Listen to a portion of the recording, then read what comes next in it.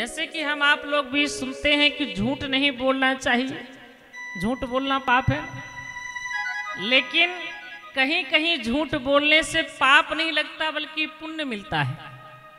आप कहेंगे कहाँ? तो मान लीजिए हमारे झूठ बोलने से किसी के प्राण की रक्षा हो रही है, कोई गाय जा रही है और कोई कसाई गाय का पीछा कर रहा है और गाय इस रास्ते में चली गई, कसाई आता है हमसे पूछता है क्या आपने गाय को देखा है, कौन दिशा में गई है? तो उस समय हमें सत्य नहीं बोलना, उस समय झूठ बोलना चाहिए। क्या कहना चाहिए कि इस दिशा में नहीं, गाय तो यहाँ गई है, ताकि कसाई यहाँ लौट जाए और गाय के प्राण बच जाए। तो अगर हम यहाँ पर झूठ बोलते हैं तो क्या पाप लगेगा? यहाँ पाप नहीं लगेगा, यहाँ हमें पुण्य मिलेगा। किसी गरीब पिता की कन्या का विवाह हो रहा है, हमारे थोड़ा सा झूठ बोलने से उसे अच्छा घर मिल रहा है, वर मिल रहा है, क्योंकि आजकल हर व्यक्ति दहेज के पीछे पड़े रहते हैं। दहेज जहाँ बढ़िया मिले, कन्या भले ठीक ना हो लेकिन दहेज बढ़िया होना चाहिए।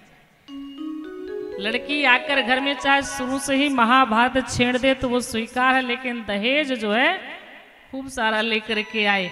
और देखें कुछ ऐसे गरीब माता पिता होते हैं जिनके की धन तो नहीं है लेकिन कन्या संस्कारवान है, सुंदर है, सुशील है, पढ़ी लिखी है, परंतु दहेज के कारण उसकी शादी में व्यवधान आ जाते हैं। और ऐसे गरीब, ऐसे सुशील संस्कारवान कन्या के लिए दो शब्द अगर हम झूठ बोल देते हैं कि नहीं नहीं जो बनेगा सो वो दहेज देंगे, आपको सब देंगे, आप विवाह तो करिए, आपके घर में लक्ष्मी आएगी इत्यादि हम कह दें कि दहेज वो देंगे, आप चिंता ना करें, तो इससे हमें फिर भले वो दें ना दें, इससे हमें पाप नहीं लगेगा, हमें पुण्य ही मिलेगा।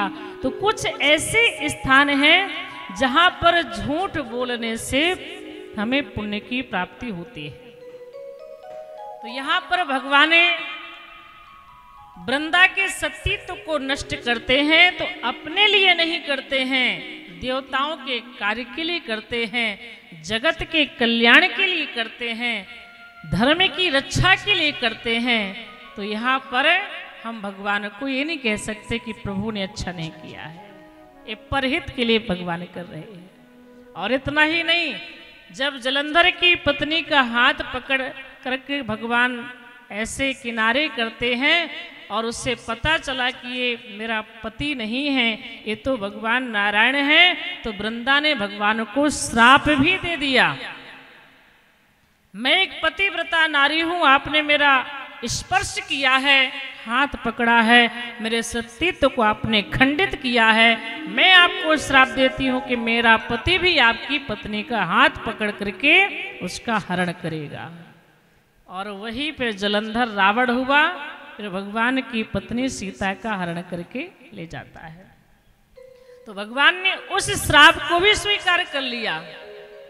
क्यों? क्योंकि इससे जगत का कल्याण है।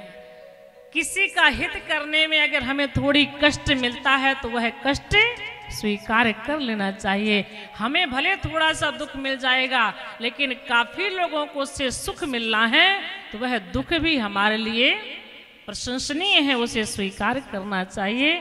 तो भगवान ने वृंदा के श्राप को अपने सिर पर रख लिया। छल कर टार्यो ताश व्रत प्रभु सुर कारज कीन, जब तिहि जान्यो मरम तब श्राप कोप कर दीन। और वही वृंदा फिर तुलसी के रूप में प्रकट होती हैं। और हम सब आप जानते हैं भगवान को उसने पत्थर होने का भी श्राप दिया था कि आप पत्थर हो जाएंगे, तो भगवान शालिग्राम के रूप में परिवर्तित हुए। और शालिग्राम की जब पूजा की जाती है तो उनको तुलसी दल जरूर चढ़ाया जाता है। अगर तुलसी नहीं चढ़ेगी तो भगवान का सिर चढ़ा रहेगा, भगवान के सिर में दर्द रहता है।